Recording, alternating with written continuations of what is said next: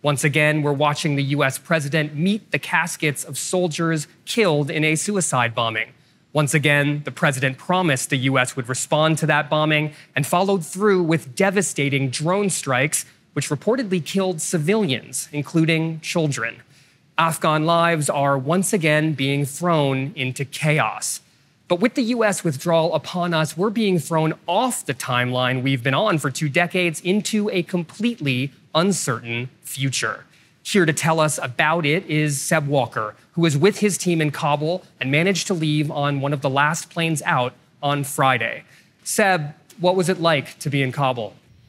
Krishna, I have to say it was one of the most surreal reporting trips I've ever done. I mean, we landed in Kabul in Taliban-run Afghanistan a week after the city had fallen to Taliban fighters, and crossing from the US military-held part of the airport over that perimeter, past that checkpoint, driving into the city that was now in Taliban hands was just an incredibly weird experience. I mean, we've reported on Afghanistan for years, and now we're entering this situation that was completely turned on its head. We drove round to checkpoints in Afghan national police vehicles with Taliban fighters flying the white Taliban flag. They'd commandeered police vehicles, army vehicles. All of the institutions of the government were now in the hands of the Taliban, and even US military installations that had been kind of off base for us for years while the US military was here were now in the hands of the Taliban. And I think it raises a lot of questions about the security situation, because there's a large question as to how much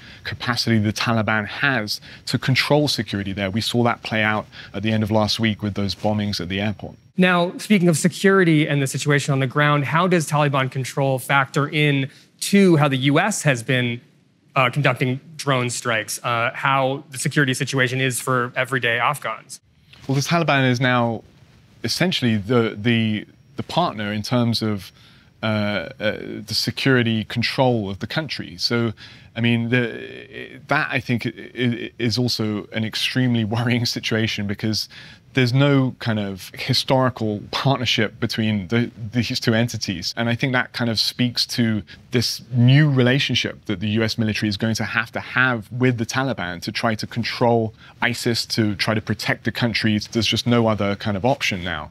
Now, at the end of this war, after 20 years, so much of it feels like the beginning, specifically seeing caskets draped with American flags of service members leaving Afghanistan, coming back to the US. What was it like for you to see that?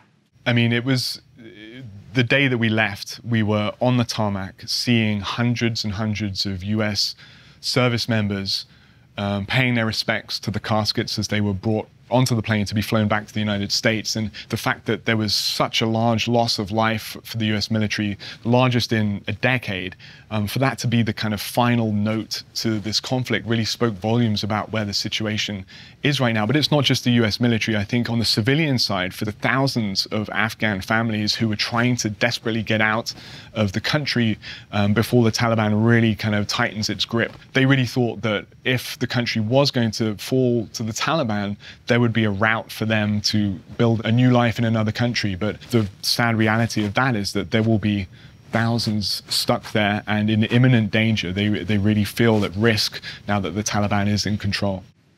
Well, thank you, Seb, for your reporting. That's Seb Walker in Washington, D.C.